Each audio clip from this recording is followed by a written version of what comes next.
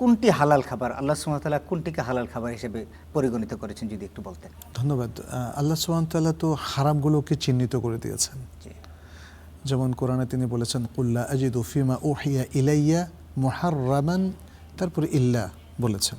তিনি বলেছেন যে আমার কাছে যে ওহী করা হয়েছে এর মধ্যে আমি আর কোনো জিনিস হারাম পাই না, শুধু এখানে হারাম জিনিসগুলোকে যেমন খিনজির, লাহম খিনজির, তারপরে যেমন আদ্দামাল মাসফুহ, প্রবাহিত রক্ত, এরকম বেশ কিছু হুরিমাত আলাইকুমুল মাইতাতু ওয়াদ-দামু ওয়া লাহমুল খিনজির ওয়া মা উহিল্লা লিগাইরিল্লাহি বিহি ওয়াল জি, যেগুলো আল্লাহর নাম ছাড়া অন্য নামে জবেহ করা হয় ইত্যাদি বেশ কিছু আইটেম এখানে ক্লিয়ার করে দেওয়া হয়েছে, এগুলো হারাম আর এর বাইরে সবই হালাল।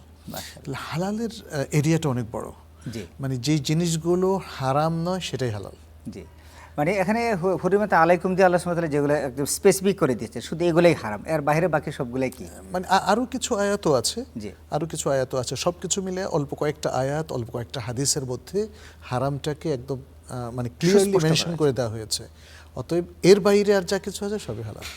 হালাল ইনকাম কোনটি, কোনটি হালাল ইনকাম? আচ্ছা, এখানে আপনি প্রথম যেটা বললেন হালাল খাদ্য, হালাল খাদ্যর ব্যাপারটা তো আমরা বুঝলাম যে পদার্থ অপদার্থ, প্রাণী অপ্রাণী, এর মধ্যে হালাল কিন্তু আছে।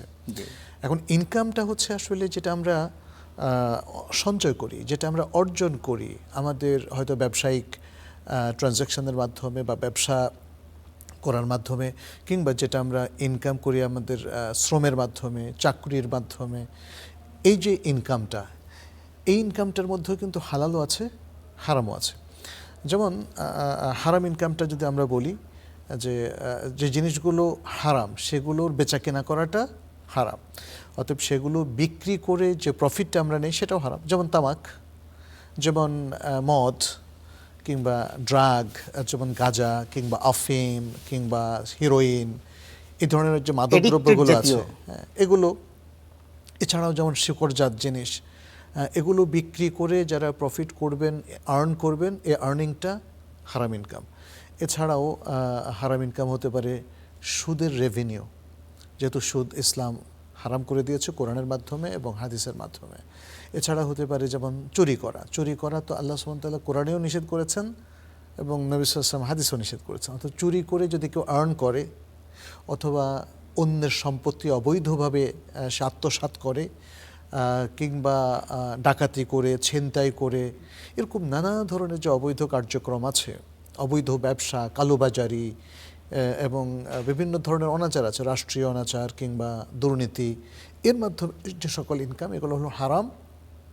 আর যেটা পবিত্র ইনকাম, পবিত্র কাজের মাধ্যমে, বৈধ কাজের মাধ্যমে, যেটা ইসলামেও বৈধ আবার রাষ্ট্রীয়ভাবেও বৈধ, এরকম বৈধ কাজের মাধ্যমে আমরা যে ইনকামগুলো করি সেটা হচ্ছে হালাল।